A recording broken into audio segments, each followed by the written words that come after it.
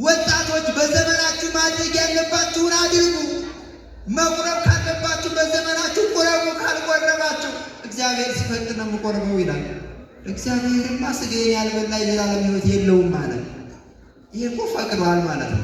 ስለዚህ ለመቁረብ ቅድመ ቁርባን ያሉ ዝግጅቶችን እራስህ አሟላ። አንተ ሳትሰግድ አንተ ሳትናገር በአንተ አንደበት ያንተን ኃጢአት የሚናዘዝልህ ሰው የለም። እኔ የምቆርበው እግዚአብሔር ሲፈቅድ ነው። መቼ ነው የሚፈቅደው? በምን ታውቃለህ? ያን ጊዜስ በደመና ያናግርሃል፣ በራእይ ይታይሃል። ያን ጊዜ ወንጌሉ ፈቃድ እግዚአብሔር አለ። ይሄን አድርግ ማለት በወንጌል የተጻፈው ለአንተስ አይደል ለአንቺስ አይደል? ስለዚህ ራሳችሁን አታታሉ። እንደዛ እያላችሁ ፈቃዱ ጋር ናቸው። እግዚአብሔር ከሁላችን ጋር ይሁን። ፈቃዱ በእኛ እንዲገለጽ ምን እናድርግ? የበኩላችንን እንወጣ። ብዙ ሰው ለምንድን ነው የማታገበው ብላችሁ ጠይቁት። ምን ሲል አገባለሁ ነው የሚለው። ማን ሲፈቅድላችኋል? እግዚአብሔር ሲፈቅድ አገባለሁ። አሁን ወደ ገዳም አንዳንድ ሰዎች ስናገኝ እኛ ጻድቃኔ ማርያም ለምን አትመጡም ስንል ማን ሲፈቅድ እመጣለሁ ይላል። እግዚአብሔር ሲፈቅድ እመጣለሁ ይላል። ግን ብዙ ሰው ስራ የሌለው ያላገባው የሆኑ ቦታዎች ሄደው እግዚአብሔር ስላልፈቀደ ብቻ ነው። እንደዚያ ነው። እኛ ነፃነት የለንም። የሆነን ነገር ማድረግም አለማድረግም ፈቃድ የለንም። ፈቃድ እግዚአብሔርን በሁለት ነው የምንረዳው። ከመሆን የማይከለክለው ፈቃድ አለ። ያለ እግዚአብሔር ፈቃድ ምንም ሊሆን አይችልም። የኢየሱስ ክርስቶስን አዳኝነት አምላክነት የመሰከረልን ታላቁ ሰማዕቱ የሐዋርያት ሁሉ የቀድሞ መምህራቸው ዮሐንስ መጥምቀ መለኮት ነው። ክብር ለዮሐንስ ይሆንልን። የእሱ ተማሪዎች ናቸው። ጸሎት ማድረግን ለምደው ለሐዋርያት ያነሳሷቸው ማለት ነው። ስለዚህ ጸሎትን አስተምረን ካሉ ጸሎት ምንድን ነው? ምዕመናን የሚማሩት ነው ማለት ነው። ሳይማሩ አይነበብም ማለት ነው። አሁን ብዙ ሰው እግዚአብሔር ግዕዝ ብቻ የሚሰማ እየመሰለው ግዕዙን ዳዊት እንደዚህ እስመ ከመ ወረ እያለ ሲቸጋገር ታያላችሁ። በስመ አብ ወወልድ ወመንፈስ ቅዱስ አሐዱ አምላክ አሜን። ክቡር አባታችን መልአከ አርያም መምህር ፈቃደ ሥላሴ የዚህ ታላቅ ጥንታዊ ቤተ መቅደስ አስተዳዳሪ የሁላችን አባት፣ ክቡር መምህራችን መጋቤ ሐዲስ ቀሲስ ትጉህ መሐሪ እዚሁ ታላቅና ጥንታዊ ቤተ መቅደስ ዋና ስብከተ ወንጌል ኃላፊ፣ የተከበራችሁ የዚህ ታላቅ ቤተ መቅደስ የአስተዳደር ክፍል ኃላፊዎች፣ ሊቃውንተ ቤተ ክርስቲያን፣ የደብሩ ሰንበት ትምህርት ቤት ወጣቶች፣ በዕለቱ በዝማሬ አብራችሁ እንድታገለግሉ የተጋበዛችሁ መዘምራን ወንድሞች፣ ከሩቅም ከቅርብም እግዚአብሔር በቸርነቱ የሰበሰባችሁ የልዑል እግዚአብሔር ቤተሰቦች ሁላችሁም እንደምን አመሻችሁ? እንደምን ቆያችሁ? እንደምን ከዚህ ሰዓት ደረሳችሁ?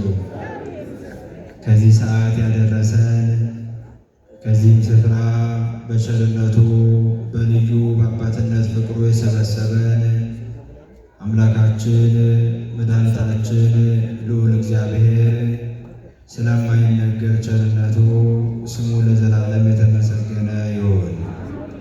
የተመሰገነ ይሁን። ሐመሩ ለኖህ እንተ ኢረከባ ማይአይ የጥፋት ውሃ ያላገኛት የኖህ መርከብ ቀዳሚት ሔዋን ጥንተ መርገም ጥንተ ኃጢአት ያላገኛት አካላዊ ቃል ከእርሷ በነሳው ሥጋ ያዳነን የድነታችን ምክንያት ንጽሕተ ንጹሐን እመቤታችን ስሟ የተመሰገነ ይሁን። ዛሬ የምንማማርበት የትምህርታችን ርዕስ በሉቃስ ወንጌል ምዕራፍ 11 ከቁጥር 1 ላይ ያለውን ኃይለ ቃል መነሻ አድርገን ነው። እግዚአብሔር በቸርነቱ ያስተምረን። ወይኩን ፈቃድከ ፈቃድህ ይሁን በሚል ርዕስ የምንማረው። እስኪ ፈቃድህ ይሁን በሉ። ፈቃድህ ይሁን ምን ይሁን? እስኪ ጮክ ብላችሁ ስለ ቃሉ የአምላካችን ስሙ የተመሰገነ ይሁን። አካላዊ ቃል መድኃኒታችን ኢየሱስ ክርስቶስ በሥጋ ተገልጾ በሚያስተምርበት ወቅት ከተማሪዎቹ መካከል ከዕለታት በአንድ ቀን አንዱ ደቀ መዝሙር ቀረብ ብሎ ጌታ ሆይ አለው፣ መምህር ሆይ አለው። ዮሐንስ ለተማሪዎቹ ጸሎት እንዳስተማራቸው አንተም ለእኛ ጸሎት መጸለይን አስተምረን ብሎ ጠየቀው። ማን ለተማሪዎቹ እንዳስተማራቸው አልኳቸው? ዮሐንስ። ዮሐንስ የሚባለው የዘካርያስ ልጅ ነው። እሱ ለተማሪዎቹ ጸሎት መጸለይን አስተምሯቸዋል። አንድ መምህር እውነተኛ መምህርነቱ የሚመዘነው የሚታወቀው ለሚከተሉት ሰዎች በሚያስተምራቸው በጎ ትምህርት ነው። መንፈሳዊ የሚያሰኘው መምህሩ የሚያስተምራቸው ሰዎች የእግዚአብሔር ማደሪያ የእግዚአብሔር ወዳጆች እንዲሆኑ ማብቃት ሲችል ወይም ትምህርቱ ያ ሲሆን ነው። ይህንንም ለማሳየት ጌታችን ኢየሱስ ክርስቶስ ከደቀ መዛሙርቱ ሁለቱን በፊታችሁ ወዳለው ሀገር ሂዱ ብሎ የታሰሩ ሁለት አህዮችን ታገኛላችሁ፣ እናቲቱንም ውርንጭላዋንም ፈታችሁ አምጡልኝ ብሎ እንደላካቸው ዮሐንስና ጴጥሮስ ሁለቱንም ታስረው የነበሩ አህዮች ፈተው ወደ ጌታ አመጧቸው ነኝ። እነሱ ተቀምጠውባቸው አልመጡም። ፈተው ከጌታ ጋር ነው ያገናኟቸው።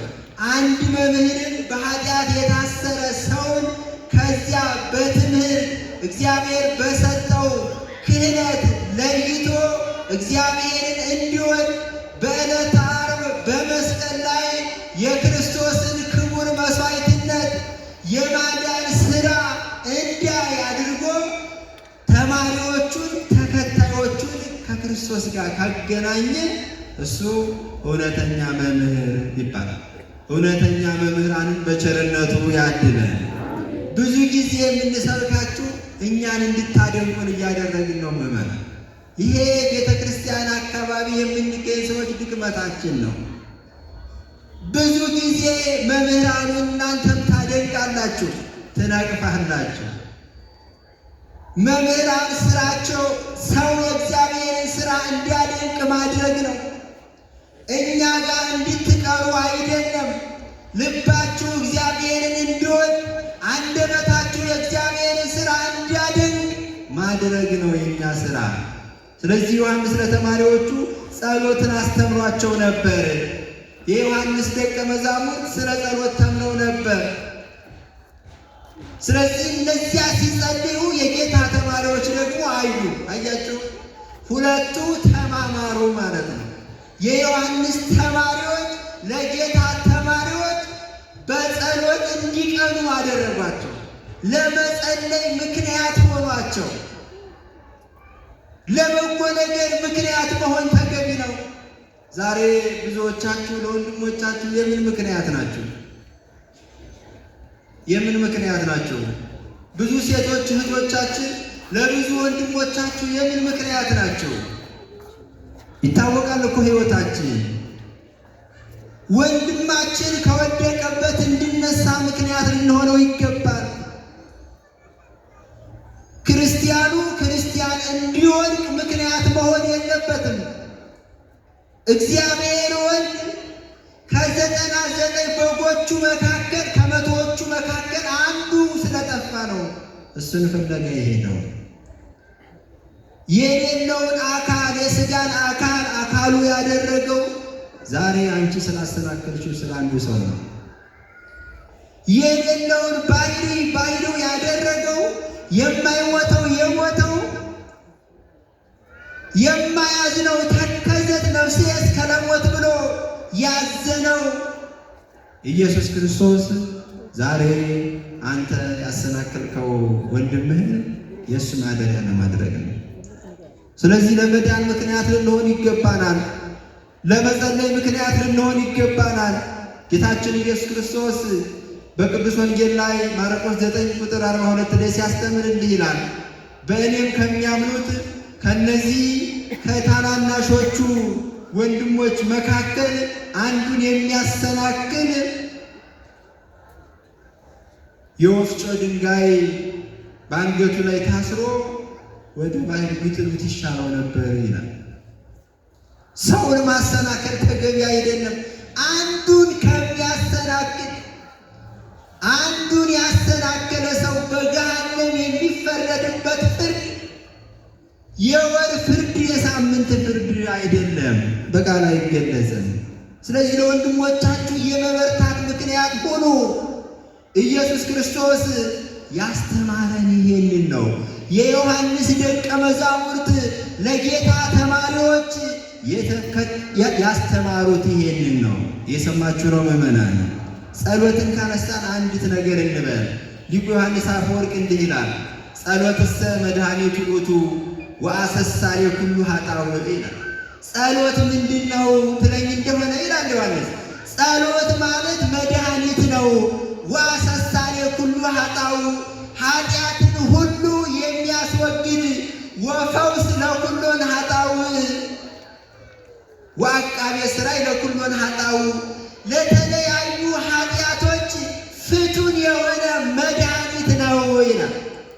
ስለዚህ ሳትጸልዩ የምትወጡ ሰዎች ሕመምተኛ ሆናችሁ መድኃኒት ሳይወስዱ እንደመሄድ ነው።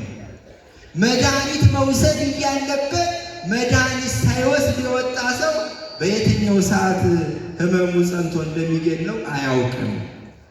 መጸለይ እያለበት ሳይጸልይ የሚወጣ ሰውም እንደዚህ ነው። ለምን? ጸሎት ማለት ከጌታ ጋር መነጋገር ነው።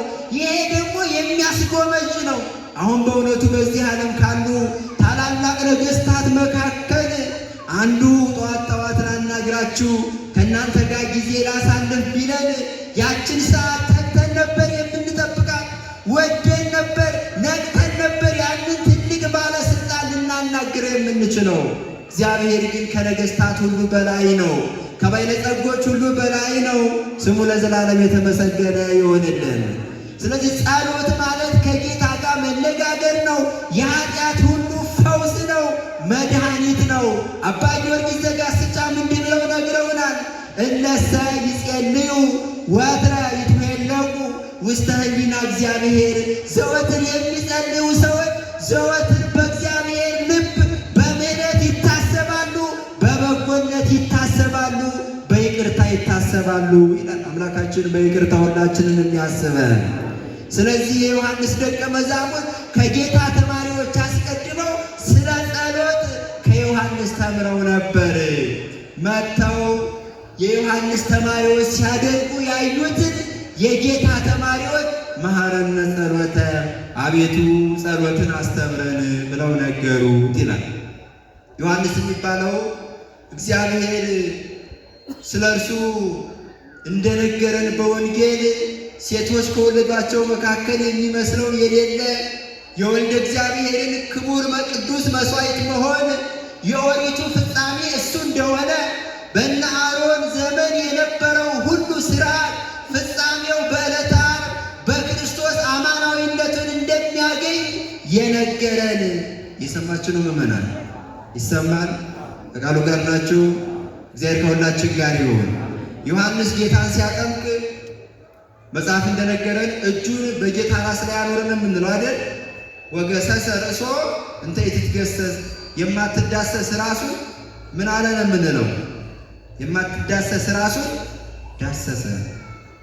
የክርስቶስን ራስ ማለት ነው። ጽርሐ አርያም የማይወስነውን ከላይ በርባሮስ መሰረቱ የማይሆንለት እርሱን የማትዳሰስ ራሱን በእጁ ዳሰሰ ይላል። እየሰማችሁ ነው? በኦሪቱ አንድ ሰው ኃጢአት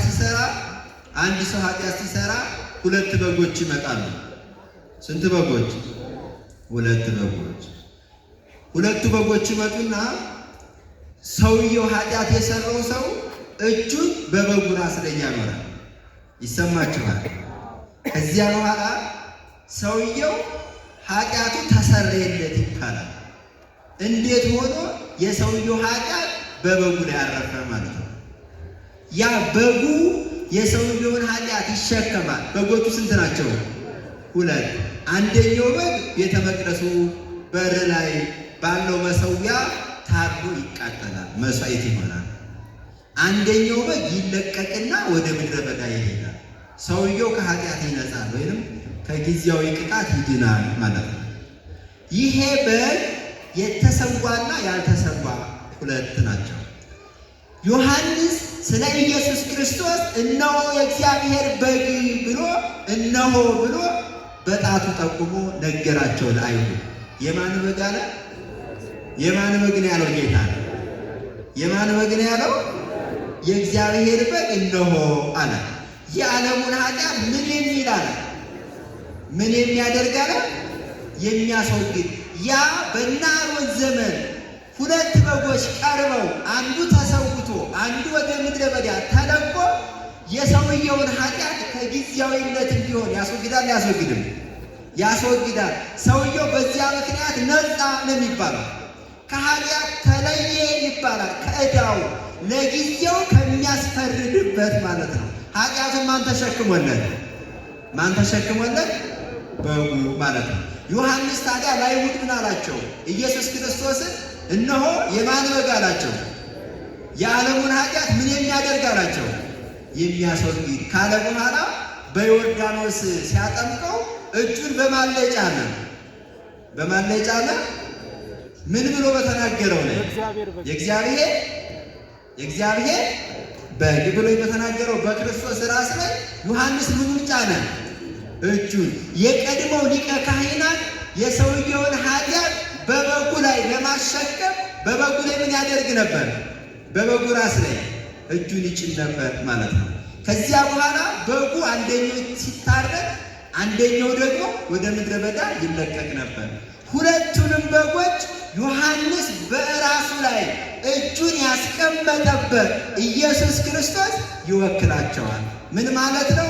የአንደኛው በግ ታረደ፣ አንደኛው በግ ሳይታረድ ወደ ምድረ በዳ ሄደ። ኢየሱስ ክርስቶስም በሰውነቱ በዕለተ ዓርብ ራሱን መስዋዕት አደረገ።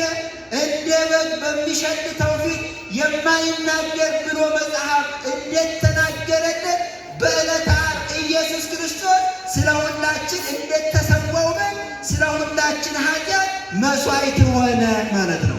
አንደኛው በግ እንዳልተሰዋው ወደ ምድረ በዳ እንደሄደ ኢየሱስ ክርስቶስ በሥጋው ቢሞት በአምላክነቱ ሞተ ነው የምንለው? እንደዚያ ነው የምንለው? አይደለም። ሞተ በሥጋ ወሐዮ በመንፈስ። በሥጋው ሞተ፣ በአምላክነቱ ግን አልሞተም። በሥጋው በመቃብር ተወስኖ አለ፣ በአምላክነቱ ግን በዓለም ሁሉ ምኑ ነው። በዚህ በሥጋው አይሁድ በጥፊ ይመቱታል፣ ምራቃቸውን ይተፉበታል። እንደ አምላክነቱ ግን ኪሩቤል ሱራፌል ይሰግዱለታል። ስለዚህ የሁላችንን ኃጢአት የተሸከመ ስለ ሁላችን ኃጢአት መስዋዕት የሆነ የኦሪቱ ምሳሌ ትንቢት ሁሉ ፍጻሜ ኢየሱስ ክርስቶስ መሆኑን እጁን በራሱ ላይ አኑሮ የእግዚአብሔር በግ ስለ ኃጢአታችሁ የሚሰዋው በግ እርሱ ነው ብሎ በተለይ የካህናት ዘርነን የሚሉ እህቶች ደግሞ በዚህ ይጸራባቸዋል ይባላል። አባትሽ እኮ ዳዊትን የሚደግሙት ተምረው፣ አንቺ እንደ አባትሽ አባቴ ዳዊት ተሰቅሎ አይቀርም፣ የአባቴ ዳዊት ሙዚየም አይገባም ካልሽ ተማሪ፣ ያለዚያ ልጅሽን አስተምሪ እንጂ አባትሽ ፍካሬ ዘጻድቃን ወዘኃጥአን መዝሙር ዘዳዊት ሃሌሉያ እያሉ በስርዓት ሲደግሙት የነበረውን ዳዊት አንቺ ፍካሬ ዘጻድቃን መዝሙር እያልሽ እየሰባበርሽ ትጸልይ አይገባህም ማለት ነው። ስለዚህ ጸሎት ምን የሚሉት ነው አላቸው? የሚማሩት ነው። እግዚአብሔርን መፍራት የሚማሩት ነው። ነቢዩ ዳዊት ምንድን ነው ያለው? ንዑ ደቂቄ ፈሪሃ እግዚአብሔር ይምሃርክሙ ማለት ልጆቼ ኑ ብሎ ምን ላስተምራችሁ ነው ያለው? ምን ላስተምራችሁ? እግዚአብሔርን መፍራት። ካልተማሩ እግዚአብሔርን መፍራት ገንዘብ አይደረግም፣ አይገኝም። ስለዚህ ኑ ላስተምራችሁ ሲል እግዚአብሔርን መፍራትም ሐዋርያትም ጸሎትን አስተምረን ሲሉት ጸሎትም የሚማሩት ነው ማለት ነው። ስለዚህ ያልተማሩ ሰዎች በየመንገዱ የዓይነ ጥላ፣ የሀብት፣ የሎተሪ፣ የምን እያሉ በቃ ገንዘባችሁን ይጨርስባችኋል ማለት ነው። ስዕል ያለበት መጽሐፉን ይጸልያል አይጸልይም። ስለ ጸሎት ቤተ ክርስቲያን የቀኖና መጽሐፍ አለ። የዳዊት መዝሙር እንድንጸልየው ታዘናል።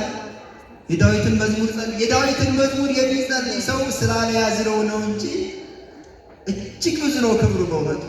እንደ ዳዊት መዝሙር ያለ ቅዱሳንን በክንፍ ያበረረ የለም። እጅግ በኃጢአት የወደቁትን ከበረዶ ይልቅ ያነጻ እንደ ዳዊት መዝሙር ያለ ጸሎት የለም። ስለዚህ የዳዊትን መዝሙር እንድንጸልይ ታዘናል። ዳሴ ማርያም እንጸልያለን ታዘናል። እንደው በየሱቁ ያለውን ለዓይነ ጥላ ይሆናል ለእንትን ይሆናል ተብሎ ነጋዴዎች በየጊዜ የሚያሳትሙትን ሁሉ አንጸልይም። የተማርነው እንደምንጸልየው ዳዊት እንማራለን፣ ዳሴ ማርያም እንማራለን፣ ቅዳሴውን እንማራለን። ጸሎትን አስተምረን ያሉት ጸሎት የሚማሩት ስለሆነ ነው። በቃሉ ጋር ናችሁ? ይሰማችኋል? እግዚአብሔር ከሁላችን ጋር ይሁን። ስለዚህ ጌታችን ኢየሱስ ክርስቶስ የደቀ መዛሙርቱን ጥያቄ ተቀብሎ እንዲህ አላቸው፣ እናንተስ በምትጸልዩበት ጊዜ እንዲህ ብላችሁ ጸልዩ ብሎ አባታችን ሆይ በሉ ብሎ አባታችን ሆይ ብለን ዘወትር የምንጸልየውን ጸሎት አስተማራቸው ይላል። ምናችን ሆይ በሉኝ አለ። ምናችን ሆይ? አባታችን ሆይ። መምህራችን ሆይ በሉኝ ብሏል። ጌታችን ሆይ በሉኝ ብሏል። በዚህ በጸሎት ላይ ምን በሉኝ ነው ያለው? አባታችን ሆይ። መምህር ተማሪውን በጣም ቢወደው ተግቶ ያስተምረዋል እንጂ ሀብቱን ንብረቱን ያወርሰዋል? ሀብቱን ንብረቱን ለማን ነው የሚያወርሰው? ለልጁ አይደል? ጌታችን ሆይ በሉኝ ብሏል አላለም። ጌታ ወይም ባለጸጋ አገልጋዩ ሰራተኛውን ምንም ቢወደው ጥሩ ልብስ ያለብሰዋል፣ ጥሩ ምግብ ይመግበዋል እንጂ ሀብቱን ያወርሰዋል? ሀብቱን የሚያወርሰው ለማን ነው? ለልጁ። ስለዚህ ጌታ ስትጸልዩ ምናችን ሆይ በሉኝ አለ። አባታችን ሆይ ማለት ክብሩን የሚያወርሰን የማይሰስት የሚወደድ ቃላት ስለሌለ ነው እንጂ ለእኛ የሚገባ እግዚአብሔር ምድራዊ አባት ለልጁ ከሚያስበው በላይ እግዚአብሔር ፍጹም አባት ነው። እንደ ምድራዊ እናት አይደለም፣ እንደ ምድራዊ አባት አይደለም። ስለዚህ አባታችን ሆይ በሉኝ ያለው ከጌታ ከመምህር ሲለይ ነው።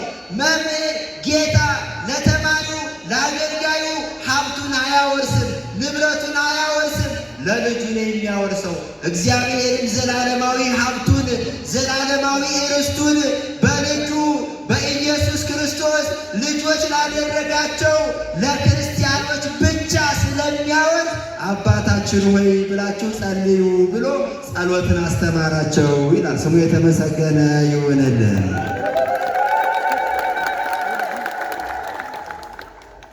አባታችን ሆይ ብሎ በሰማያት የምትኖር አለ። ምድራዊ አባት አይደለም፣ በሞት አይለወጥም፣ ፍቅሩ እንደ ሰው አይለዋወጥም። ይህንን ሁሉ ያጠይቃል፣ ሰፊ ነው። በዚህ ጸሎት መካከል የትምህርታችን ርዕስ ያደረግነው ፈቃድ ይሁን የሚለውን ብላችሁ ጸልዩ ብሎ አስተማራቸው። ፈቃድ ይሁን ወይኩን ፈቃድከ። የእግዚአብሔር ፈቃድ ምንድን ነው? ይችን አይተን ነው ትምህርታችንን የምንጨርሰው። ፈቃድ እግዚአብሔር ምንድን ነው? እግዚአብሔር ምንድን ነው የሚወደው? ምንድን ነው ፈቃዱ እግዚአብሔር? የዚህ ዓለም ነገሥታት ፈቃዳቸው ሰው ቢገብርላቸው፣ ሰው ቢያከብራቸው፣ ሰው ገንዘብ ቢሰጣቸው፣ ቤት ቢሰራላቸው፣ ይሄ የዚህ ዓለም ነገሥታት ፈቃዳቸው ነው አይደል? ፈቃዳቸው ነው። የሰው ፈቃድ ከእግዚአብሔር ፈቃድ ይለያል። በወንጌል እንዳነበብነው ነገሥታት የቄሳር ግብር ተቀባዮች ከጌታ እንኳን ሳይቀር ግብር ተቀብለዋል። ፈቃድ ይሁን በሉኝ በጸሎታችሁ ያለ ጌታ ግን እንደ ነገሥታት ግብር አይፈልግም። እንደ ነገሥታት ቁጭ ብድግ በሉልኝ፣ ታጠቁልኝ፣ ይሰሩልኝ፣ እንደ ነገሥታት ግብር አምጡልኝ አይልም። እግዚአብሔር የሚለው ፈቃዱ ከነገሥታት የተለየ ነው። የእግዚአብሔር ፈቃድ ከእኛ ፈቃድ በእጅጉ የተለየ ነው። ላገልግላችሁ ነው የሚለው እግዚአብሔር። ማንም በእውነቱ እግዚአብሔርን አገልግሎት አያውቅም። እሱ ባወጣው በሰጠን ብርሃነ ፀሐይ፣ እርሱ ባጸናው ኃይላችን ብንሰግድ እኛ ራሳችን ተገዥነታችንን እንገልጻለን እንጂ በእውነቱ የኛ ስግደት ለእግዚአብሔር መንግሥት ስፋት አይደለም፣ ለእግዚአብሔር ክብር ምልአት አይደለም። የእግዚአብሔር ፈቃዱ ክብር እንድናገኝ ነው። የእግዚአብሔር ፈቃዱ የማያልፈውን መንግሥቱን እንድንወርስ ነው። ስለዚህ ለሐዋርያቱ ምን ይሁን ብላችሁ ጸልዩ አላቸው። ምን ይሁን አለ? ፈቃድ ይሁን። በዛሬው ዕለት በታሪኩ የሰማችሁት ጦቢት የሚባለው ሰው ለረጅም ዘመናት በዓይነ ስውርነት ኖረ። ለዚያውም ምግባር ትሩፋት ሲሰራ ጥሩ ዓይነ ስውር የሆነው የሞተ ሲቀብር ተጥሎ የተገኘውን ገድዞ አጥቦ በእስራኤል ልማድ ሲቀብር የተራበውን ሲያበላ እንደዚህ ባለ ትሩፋት ውስጥ ሲኖር ጦቢት ዓይነ ስውር ሆነ እንደምታውቁት። ስለዚህ ዓይንን ማብራት የጦቢት ስልጣን አይደለም። ጦቢት ግን አሁንም በሃይማኖት ነው ያለው። ምን እያለ? ፈቃድ ይሁን እያለ ማለት ነው። ሳራም እንደዚሁ ያለ ችግር ነው የገጠማት። እርሷን የሚያገቡት ሁሉ ይሞቱ ነበር በመጽሐፈ ጦቢት ላይ እንደምናነበው። ስለዚህ እሷ የሚሞቱትን እንዳይሞቱ ማድረግ አትችልም። እሷ ጥሩ ሰው መሆን ብቻ ነው እሷ የሚጠበቀው። ከእሷ አቅም በላይ የሆነውን ለመከወን የማን ፈቃድ ይሁን? የእግዚአብሔር ፈቃድ ይሁን። ስለዚህ የእግዚአብሔር ፈቃድ ሲሆን ምን ሆነ? ሩፋኤል በሌላ መልክ አገልጋይ መስሎ ገንዘብ የሚፈልግ መስሎ ከነሱ ቤት ገባ አይደል? የጦቢያ ጓደኛ ሆነው አይደል? መንገድ መሪ መሰለው። የእግዚአብሔር ፈቃድ ሲሆን ይሄ ሁሉ ተስተካከለ።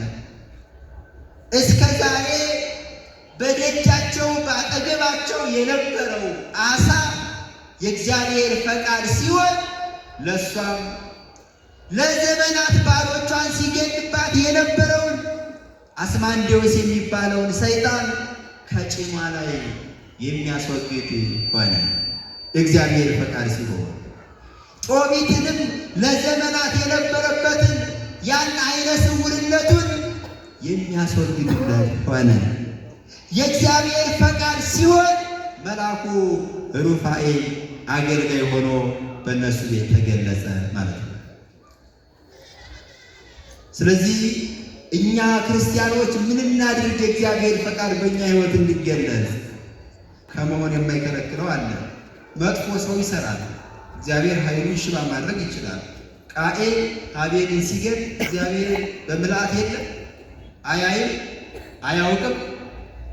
ምነው ዝም አላችሁ? ያውቃል ያናለን። ግን አቤልም ቃኤልን ተከትሎ ሲሄድ ነፃ ፈቃዱን ተጠቅሞ ነው። ቃኤልም ወንድሙ አቤልን ሲገድል ነፃ ፈቃዱን ተጠቅሞ ነው። በዚህ መካከል እግዚአብሔር አያይም? ግን ከመሆን የማይከለክለው ፈቃድ እሰይ እንኳን እናደረግ ብሎ ዋጋ የማይሰጥበት ፈቃድ አለ።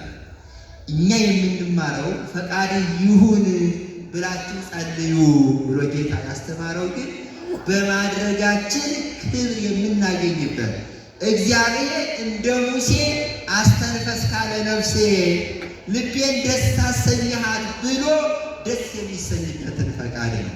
ታዲያ ብዙዎቻችሁ ያላገባችሁት እውነት እግዚአብሔር ስላልፈቀደ ነው ወይ? በጣም አስቸጋሪ ነው ምዕመናን። እግዚአብሔር እያንዳንዱን ነገር በህልም እንዲነግረው የሚፈልግ ሰው አለ። አይ እኔ ሱባኤ ብገባ አልገለጸልኝም፣ ስለዚህ አላገባም ይላል። ምድር በየዓመቱ የምታበቅለው መሬት ታብቅል ብሎ እግዚአብሔር ቃል እየተናገረ ነው። በየቀኑ እየተናገረ ነው። ምዕረ ነበበ እግዚአብሔር ወዘንተ ክመ ሰማዕኩ ይላል የሚለው። እግዚአብሔር አንድ ጊዜ ተናገረ፣ እኔም ይሄንን ብቻ ሰማሁ። አንድ ጊዜ ተናገረ፣ መሬት ታብቅል ይላል እግዚአብሔር። በየዓመቱ ግን እንደዚህ ይላል።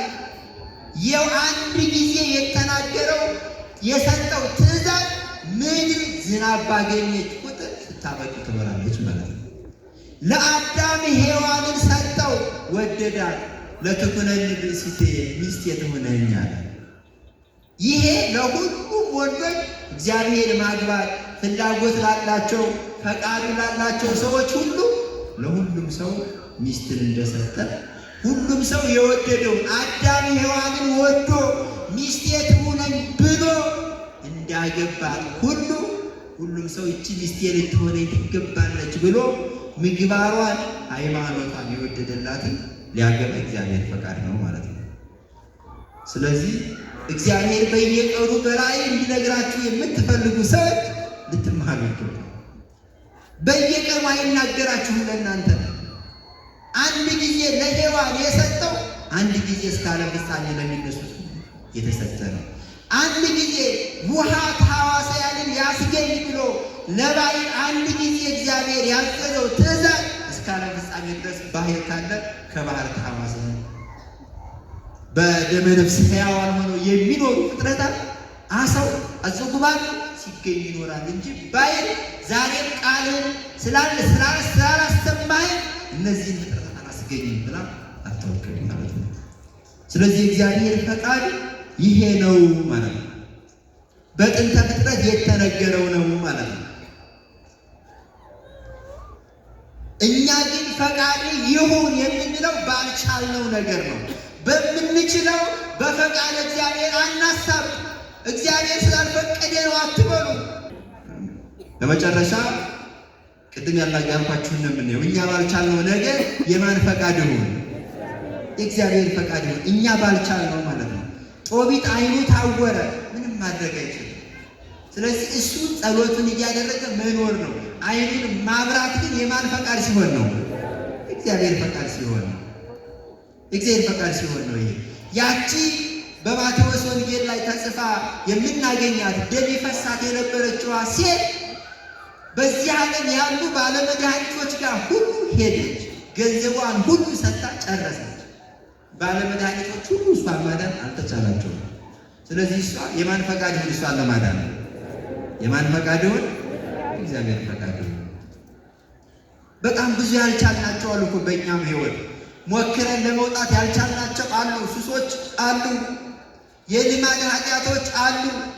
መስራት እንደሌለብን እያወቅን ዕለት ዕለት የምንሰራው እጅግ ብዙ ነውር የሆነ ነገር በሕይወታችን አለ።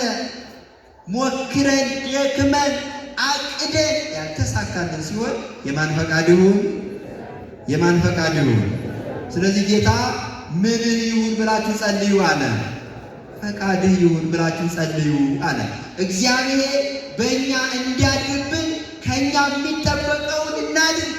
ዮሐንስ አፈወርቅ ሲናገር አንተ ወደ ቤትህ ይላል አንድ እንግዳ ጠርተህ ይዘህ ብትሄድ ቤትህን ግን በቆሻሻ ብትሞላው በሚከረፋ ነገር ቤትህ የተሞላ ቢሆን ያ እንግዳ ምሳሌ በላ ቢሆን የጋበዝከው እጅግ የሚያጸይፍ ቆሻሻ በሞላህበት ቤት ውስጥ ተቀምጦ ይስተናገድልሃል?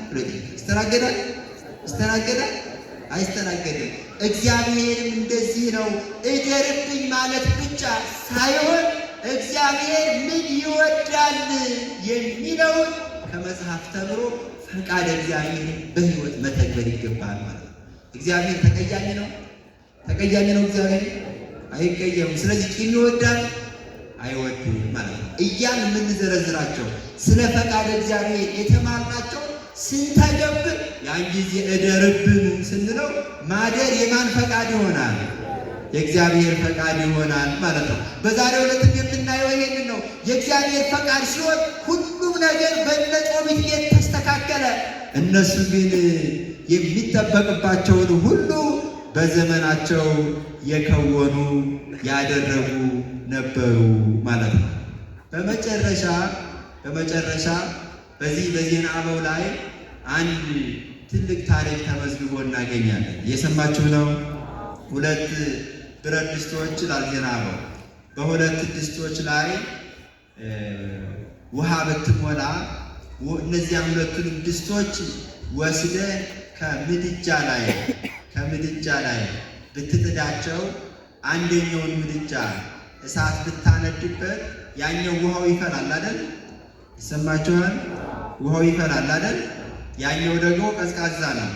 ተሐዋስያን የሚገቡት እየፈላ ወዳለው ድስት ነው ወይስ ወደ ቀዝቃዛው ነው? ወደ ቀዝቃዛው። ወያረኩስዋ ለመቅጽት ነው የሚለው። ብረት ድስቲቱን እንደው እንዲጸየፏት ያደርጓታል። በክንፍ የሚበረው በልብ የሚሳበው ተሐዋሲው የሚገባው ወደ አልሞቀው ወደ አልፈላው ብረት ድስት ነው። ይህንን ዜና አበው የሚናገረው ስለ ጸሎትና ፈቃደ እግዚአብሔር ስለማድረግ በሚተነትንበት አንቀጽ ነው። ፈቃደ እግዚአብሔርን የማያደርግ ሰው ውሃ ሞልቶበት በምድጃው ላይ ሆኖ ነገር ግን ከስር እሳት እንዳልነደደበት ብረት ድስት ነው። አማኝም ብትሆኝ አንቺ የአባትሽን የጌታሽን የእግዚአብሔርን ፈቃድ የማትፈጽሚ ከሆነ ምንም ሙቀት እንደሌለው ግን ውሃ እንደተሞላበት ብረት ድስት ነሽ ማለት ነው። እየሰማችሁ ነው። ያኛው ደግሞ እሳት የሚነድበት ብረት ድስት ተሐዋስያን አይቀርቡትም። ሰው እንኳን በእጁ እኮ አይነካውም። ያ ደግሞ ፈቃደ እግዚአብሔርን የሚፈጽምና ጸሎት የሚያደርግ ክርስቲያን እሱን ይመስላል። እሳቱ ፈቃደ እግዚአብሔር ነው። ፈቃደ እግዚአብሔርን ስንፈጽም ሰውነታችን፣ ሕይወታችን ለአጋንንት ለተለያዩ ሕመሞች እሳት ይሆናል። አጋንንት የሚጸየፉን፣ መላእክቱ የሚወዱን፣ አጋንንት የሚርቁን፣ መላእክቱ ደግሞ የሚቀርቡን፣ ጤና የሚስማማን፣ በሽታ የሚርቀን፣ ደስታ የሚስማማን፣ ሐዘን የሚርቀን እንሆናለንና በሕይወታችን ስንጸልይ የማን ፈቃድ ይሁን እንበል? እግዚአብሔር በቸርነቱ ፈቃዱን እንድንፈጽም ያግዘን ይርዳን። ወስብሐት ለእግዚአብሔር። ይቆየን።